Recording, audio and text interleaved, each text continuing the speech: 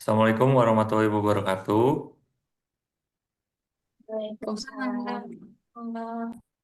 Terima kasih teman-teman semua telah hadir di diskusi hari ini melalui Zoom meeting tentang isu terkait pelaksanaan penyelenggaraan pemerintah dalam upaya mewujudkan smart governance. Jadi, smart governance itu adalah konsep tata kelola pemerintahan cerdas yang memanfaatkan teknologi digital untuk mewujudkan pemerintahan efektif, efisien, transparan, dan juga akuntabel. Sebelumnya, saya ingin memperkenalkan diri terlebih dahulu. Perkenalkan, nama saya Dani Ismail dari Latsar CPNS Kabupaten Bogor, Angkatan 5 Kelompok 3 NDH 07. Saya menjabat sebagai penata kelola sistem dan teknologi informasi di Dinas Perumahan Kawasan Permukiman dan Pertanahan. Selanjutnya, boleh teman-teman perkenalan dari Kak Intan. Oke, baik Pak. Terima kasih atas kesempatannya. Nama saya Intan Permatasari Kurnia Putri, biasa dipanggil Intan. Saya ditempatkan di Badan Pengelolaan Keuangan dan Aset Daerah atau yang biasa disingkat BPKAD sebagai analis keuangan pusat dan daerah ahli pertama. Terima kasih. Baik, terima kasih Kak Intan. Selanjutnya, boleh Kak Fikri.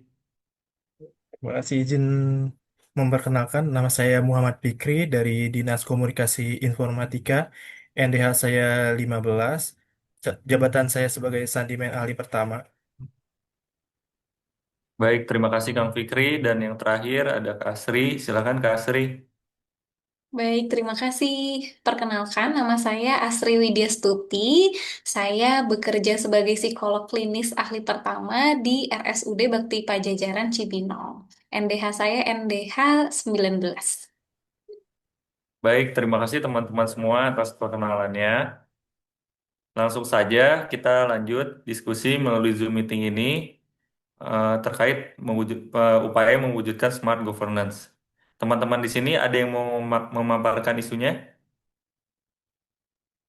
Boleh, saya Kak ingin memaparkan isu. Boleh Kak Asri. Kalau seperti itu, saya beri kesempatan untuk memaparkan isu dari Kak Asri. Silakan Kak. Oke, terima kasih teman-teman. Saya izin share screen.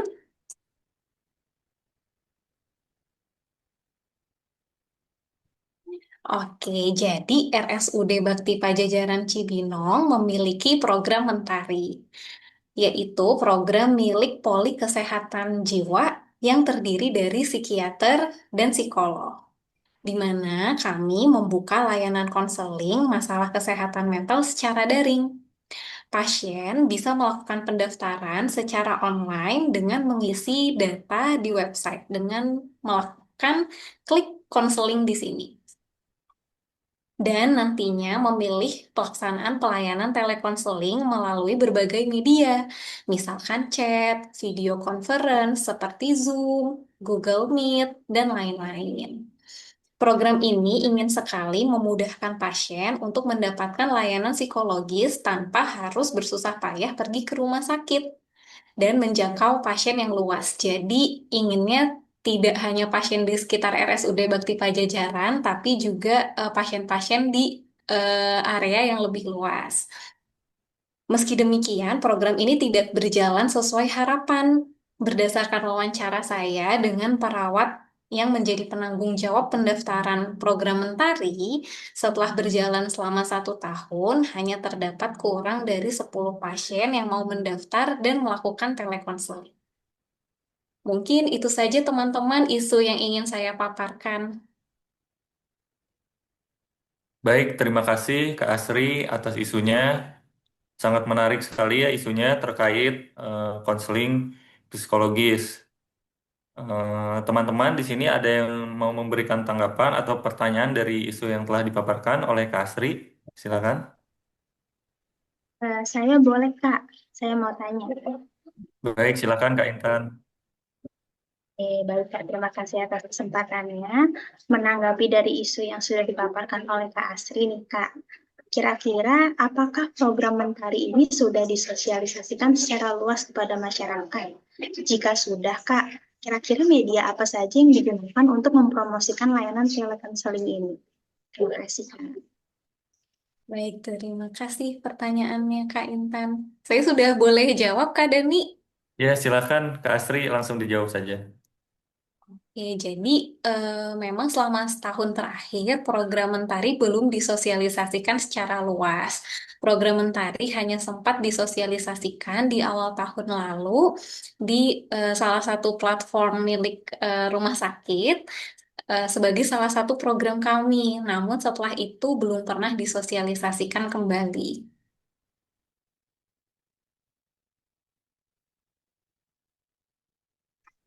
Dari saya menanggapi atau bagaimana, Kak? Ya, Boleh boleh menanggapi ya, silakan Kak? jika ingin ada tanggapan dari Kak Intan, langsung saja Kak. Oke, siap. Sebelumnya terima kasih ya Kak Asri atas jawabannya. Menanggapi penjelasan dari Kak Asri nih, berarti bisa saya simpulkan kalau misalnya sosialisasi program Mentari ini dilakukannya masih sangat terbatas begitu ya Kak? Betul. Oke Kak. Nah terkait hal tersebut, dari saya pribadi ya Kak, izin menyampaikan pendapat. Mungkin untuk meningkatkan popularitas program Mentari di kalangan masyarakat luas ini diperlukan sosialisasi yang dilakukan secara berkala, Kak. Jadi mungkin dilakukannya itu tidak bisa hanya satu kali, bahkan hanya di awal tahun saja, begitu, Kak. Nah, untuk kegiatan sosialisasinya ini, kita sebagai ASN dapat memanfaatkan media sosial yang ada, Kak. Seperti misalnya Instagram, YouTube, TikTok, atau media sosial lainnya nih. Nah, sebagai ASN juga, kita dituntut untuk dapat menggunakan media secara bijak guna mendukung peningkatan kualitas kinerja. Nah, selain menguasai teknologi, ASN juga perlu memahami dan menerapkan literasi digital yang mencakup digital skill, digital ethics, digital culture, dan digital safety. Di samping itu, menguasai dan memanfaatkan teknologi dengan bijak juga merupakan salah satu contoh penerapan dari nilai-nilai ASN berakhlak, Kak, terutama pada bagian nilai adaptif, yang mana pada core value adaptif ini, ASN dituntut untuk cepat menyesuaikan diri menghadapi perubahan, terus berinovasi, dan mengembangkan kreativitas, serta bertindak proaktif guna menghasilkan kinerja yang berkualitas. Mungkin sekian Kak pendapat yang bisa saya sampaikan. Terima kasih. Baik, terima kasih Kak Intan atas saran dan masukannya. Sungguh sangat bermanfaat ya untuk Kak Asri mungkin untuk kedepannya. Baik, selanjutnya, apakah ada peserta lain dari teman-teman yang ingin memberikan tanggapan untuk Kak Asri? Izin saya mau bertanya untuk Kak Astri ya. Silakan Kang Fikri langsung saja. Dari pemaparan Kak Astri tadi, dari website Mantari tersebut, apakah sistem pendaftaran online-nya mudah digunakan oleh semua kalangan pasien? Iya, terima kasih Kak Fikri atas pertanyaannya. Jadi sistem pendaftaran online dalam program Mentari sangat mudah dilaksanakan. Pasien dapat mendaftarkan diri untuk melaksanakan konseling pada website Mentari RSUD Bakti Pajajaran Cibinong yang tadi sudah saya tampilkan. Dan kemudian akan terhubung dengan perawat atau admin untuk menjadwalkan konseling bersama psikiater atau psikolog yang dipilih oleh pasien.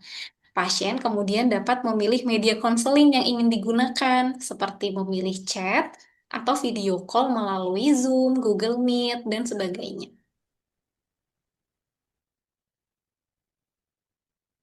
Baik, Kang Fikri, ada yang ingin ditanggapi dari Iya boleh Mas. Asri?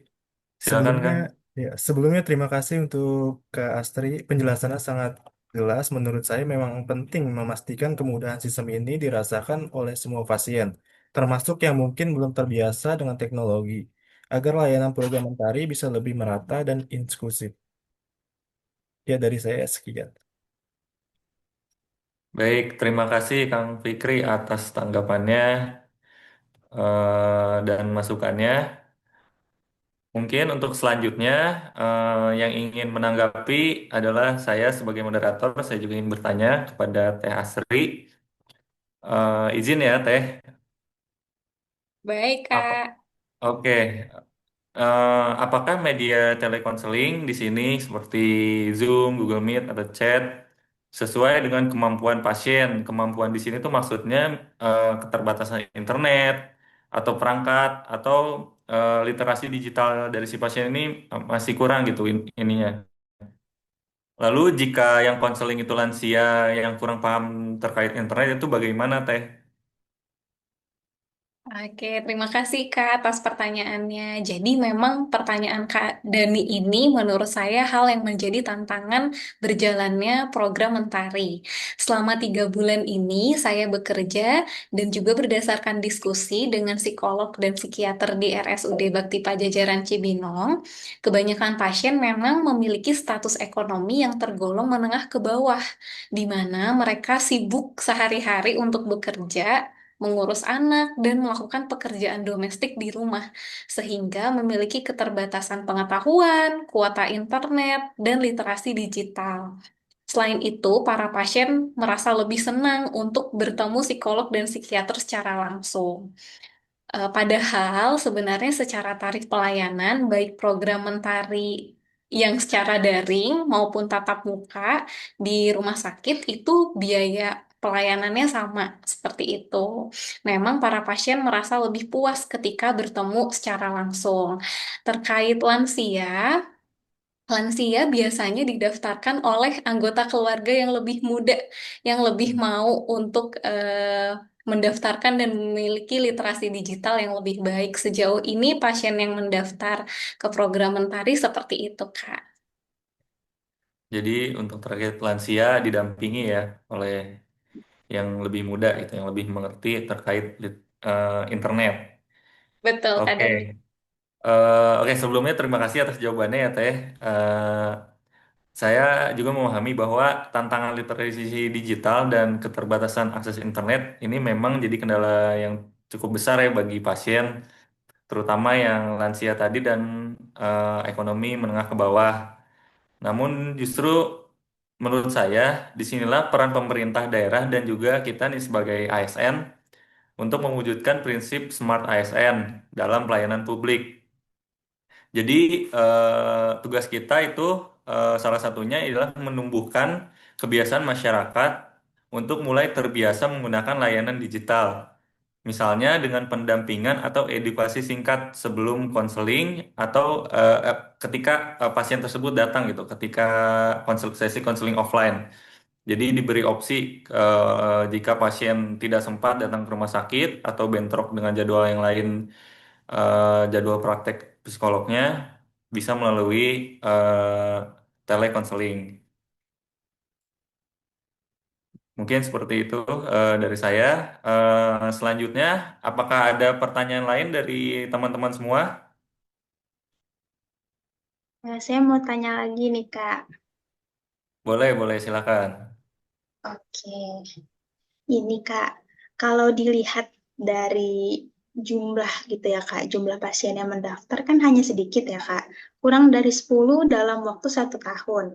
Nah, kira-kira apa yang menjadi penyebab masyarakat tuh belum tertarik menggunakan layanan telekonseling ini? Apakah mungkin ada stigma di masyarakat terkait masalah kesehatan jiwa yang membuat pasien ragu mendaftar, atau mungkin pasien lebih merasa nyaman gitu Kak, datang langsung ke rumah sakit dibandingkan konseling secara daring? Mungkin itu Kak. Terima kasih. Oke, terima kasih Kak Intan pertanyaannya. Jadi, menurut saya, hal yang menjadi penyebabnya adalah kurangnya sosialisasi program Mentari di sosial media maupun website RSUD Cibinong, sehingga para pasien tidak mengetahui adanya program Mentari. Kemudian, pasien yang ditangani psikolog dan psikiater sendiri di rumah sakit itu sudah sangat banyak gitu. Jadi, mungkin kami sebenarnya tidak merasa harus juga gitu untuk program Mentari ini berjalan banget dengan baik seperti itu. Kami masih saat ini karena banyak pasien di rumah sakit, jadi kami mengutamakan pasien tersebut gitu. Kemudian terkait stigma, memang saat ini masih ada stigma di masyarakat terkait jika pergi ke psikolog atau ke psikiater dianggap gila, takut dianggap tidak waras. Namun stigma ini tidak hanya berpengaruh ke program Mentari, melainkan konseling ke psikolog dan psikiater secara umum juga berpengaruh karena stigma tersebut. Selain itu, saat datang langsung ke rumah sakit, pasien merasa lebih mudah mendapatkan obat karena terintegrasi langsung dengan layanan farmasi di rumah sakit. Sedangkan jika melaksanakan telekonseling, pasien memerlukan waktu lebih banyak untuk mencari obat yang diresepkan psikiater. Oke, baik Kak. Terima kasih atas jawabannya. Izin menanggapi ya Kak. Oke, mendengar jawaban dari Kakak tadi, berarti berkaitan ya Kak sama pemanfaatan teknologi seperti yang sudah disinggung sebelumnya. Nah, kalau dari saya pribadi, setuju sama yang Kakak sampaikan, dan sebagai ASN juga kita sebetulnya dituntut ya Kak, untuk mampu memahami dan memenuhi kebutuhan masyarakat sesuai dengan nilai dasar ASN, yaitu berorientasi pelayanan. Nah, terkait dengan program Mentari ini, sebetulnya kalau yang saya tangkap, tujuannya itu sudah diusung dengan sangat baik ya Kak, yakni untuk memenuhi kebutuhan masyarakat dalam aspek psikologis dengan cara yang mudah diakses dan dapat dilakukan di mana saja. Namun demikian, program Mentari ini seperti yang tadi sudah kita singgung ya Kak, perlu mendapat perhatian khusus pada aspek sosialisasi karena programnya masih terbatas ini. Nah, diperlukan juga evaluasi rutin Kak dan perbaikan yang berkelanjutan agar tujuan program Mentari dapat tercapai secara optimal. Mungkin itu yang dapat saya sampaikan. Terima kasih Kak. Baik, terima kasih sekali lagi kepada Teh Intan atas saran dan masukannya. Mungkin bisa diterima ya oleh Teh Asri untuk membuat lebih baik ke depannya. Baik, terakhir nih satu pertanyaan lagi, boleh mungkin teman-teman, Kang Fikri, ada pertanyaan lagi? Boleh, Kang. Silakan, Kang. Ya, izin bertanya untuk Kak Astri ya, tadi. Bagaimana sih sistem keamanan data pasien pada layanan telekonseling mandiri? Mandiri? Apakah pasien percaya bahwa kerahasiaan data dan percakapan mereka aman? Oke, terima kasih Kak Fikri atas pertanyaannya. Sejauh ini pasien percaya karena kami psikolog dan psikiater terikat dengan kode etik untuk menjaga privasi pasien. Saat melaksanakan telekonseling daring atau secara online, kami berusaha melaksanakannya di ruang tertutup dan kami menjelaskan persetujuan atau informed consent di awal telekonseling bahwa jika terdapat perekaman sesi konseling, maka psikolog dan psikiater akan mengonfirmasi terlebih dahulu dan data rekamannya akan dihapus setelah penanganan pasien selesai.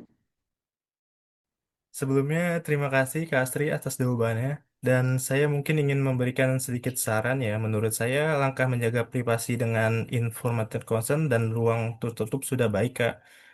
Tinggal bagaimana kita harus meningkatkan keamanan digital agar pasien semakin percaya menggunakan telekonseling Mentari.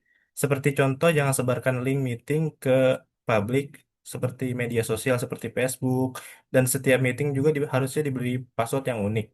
Pasien hanya bisa masuk jika tahu password tersebut, hanya host, psikolog, atau psikiater yang boleh share screen. Hal ini mencegah orang lain menampilkan konten yang tidak pantas. Sekian dari tanggapan saya, Mas.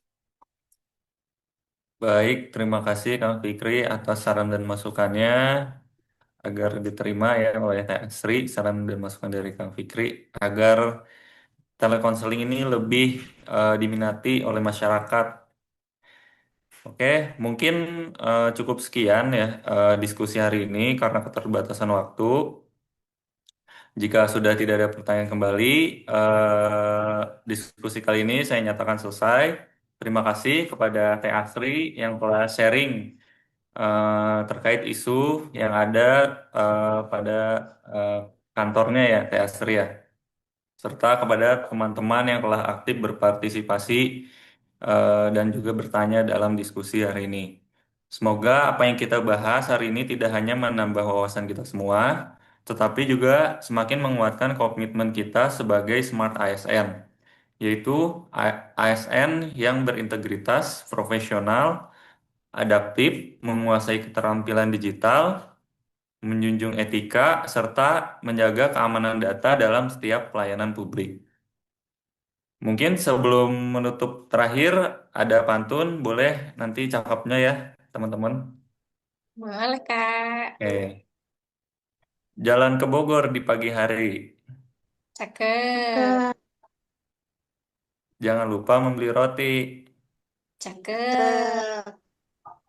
Diskusi hari ini cukup sampai di sini. Cakep. Semoga bermanfaat untuk kita semua ASN, Smart ASN sejati. Cakep. Oke, wassalamualaikum warahmatullahi wabarakatuh. Terima kasih semuanya. Waalaikumsalam warahmatullahi wabarakatuh. Terima kasih, teman-teman.